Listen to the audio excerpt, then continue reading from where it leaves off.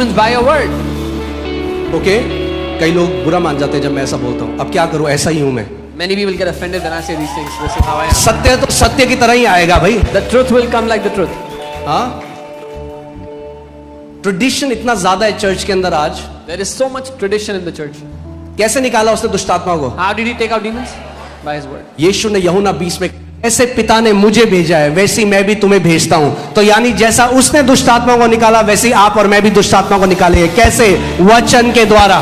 Jesus said in John 20, as the Father has sent me, so now I send you. How did he take out demons? By his word. So how will we take out demons? By our word. और कई जगह क्या करते हैं, वो निकलता नहीं है तो गुस्से में उसको पिटाई करते हैं फिर उसको. And in many places the Bible से पीटते हैं. If the demon is not going, then they start beating the person with the Bible. अरे तुम में और तांत्रिकों में फिर क्या फर्क है? What is the difference between you and these doctors then? Come on. क्या इतना छोटा है हमारा अधिकार कि हमें हाथ उठाना पड़े किसी दुष्ट आत्मा में जो पड़ा है? Is that authority so small that we have to? Her Sunday आप यहाँ पे देखते हो जो लोग दुष्ट आत्मा ने, किसी ने टच भी किया उन्हें. वचन जो भेजा जाता है वो वचन आजाद करता है. You see every Sunday when demon possessed people they are coming, nobody even touches them. The word that goes delivers them. Okay, so he cast out spirits with his word and healed all that were sick. वो अपने वचन से दुष्ट आत्माओं को निकालता और सबको चंगा करता जो बीमार थे. चलो नहीं, मैं दोबारा से आपको अच्छे से पढ़ के दिखाता हूं, ठीक है? आप भी पढ़िएगा. जब संध्या हुई तब वे उसके पास बहुत से लोगों को लाए जिनमें दुष्ट आत्माएं थी, और उसने उन आत्माओं को अपने वचन से निकाल दिया और थोड़े से बीमारों को चंगा किया. And he healed some who were sick. अच्छा, और उन बीमारों को चंगा किया जो परमेश्वर की इच्छा थी, जिनको चंगाई मिलनी चाहिए थी. He healed the sick for which God's will was for them to be healed. उन बीमारों को चंगा किया जो विश्वास योग्यता से दशवांश देते थे कलीसिया में. He healed those who gave tithe in the church faithfully. क्योंकि अगर दशवांश नहीं दिया तो परमेश्वर निकाल लेगा बीमारियों में. ये शिक्षा नरक की तरफ से है, उसके वचन की तरफ से नहीं है. This teaching is from hell. If you don't give a tithe, then God will take it out in hospitals. दशवांश हफ्ता नहीं है, ना है परमेश्वर माफिया है. अरे सड़ा हुआ है वो दशवांश, बदबू है उसमें और बास आती है. अगर डर के मारे देते हो उस दशवांश को तो मत दो, ज्यादा बढ़िया है. Tithe is not hush money. It's unacceptable if you are giving it to him out of fear. अगर इस डर से देते हो कि नहीं दिया तो कुछ बुरा हो जाएगा तो भ्रष्ट है वो दशवांश. परमेश्वर नहीं ग्रहण करता ऐसा दशवांश. If you are afraid that something will go wrong if I don't give a tithe, then God will not accept that tithe. Bible कहती है वो विश्वास से प्रसन्न होने वाला परमेश्वर. Bible says he is pleased by faith. Okay, hallelujah. परमेश्वर हफ्ता नहीं लेता. God does not take hush money. और कितने बीमारों को चंगा किया? How many sick did he heal? सब बीमारों को. तो मेरे को एक बात बताओ, जो यीशु तब सब बीमारों को चंगा करता था, अब क्या हुआ? उसका मूड बदल गया? कहता नहीं तब करता था, अब तो मेरा मन नहीं करता. So the Jesus who used to heal all the sick then, has he changed now? अरे तो वो जब तब सबको चंगा करता था, अब भी सबको चंगा करता है. When he used to heal all then, he heals all now. Hallelujah. मेरा यीशु बदला नहीं है. My Jesus has not changed. बोलो मेरा यीशु बदला नहीं है. Say my Jesus has not changed. अच्छा, आगे क्या लिखा है? 17वीं आयत में देखते हैं. ताकि जो वचन यशाया भविष्यद्वक्ता के द्वारा कहा गया. अब सुनो, ताकि यानी वो कह रहा है वो दुष्ट आत्माएं निकालता था सब में से और बीमारों को चंगा करता था. क्यों? ताकि जो भविष्यवाणी यशाया भविष्यद्वक्ता के द्वारा कही गई, उसने आप हमारी दुर्बलताओं को ले लिया और हमारी बीमारियों को उठा लिया.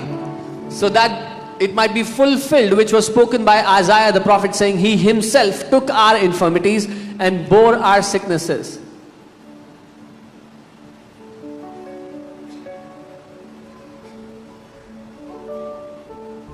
अगर आप बाहर जा रहे हो और किसी ने आपको lift they the, If you are going somewhere and someone तो किसी ने आपके रिश्तेदार ने पूछा तो क्यों आया ऐसे, उनके साथ मैंने नहीं, उन्होंने खुद ही मेरे को लिफ्ट ऑफर करी अपने आप. इसका मतलब आपने नहीं बोला, आगे वाले बंदे ने आपको.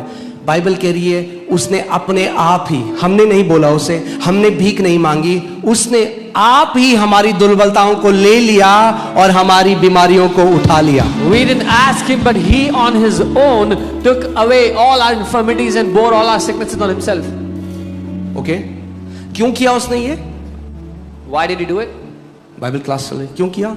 Why did he do it? ताकि So that जो भविष्यवाणी यशाया भविष्यद्वक्ता ने दी थी वो पूरी हो जाए। the prophecy given by Isaiah would be fulfilled.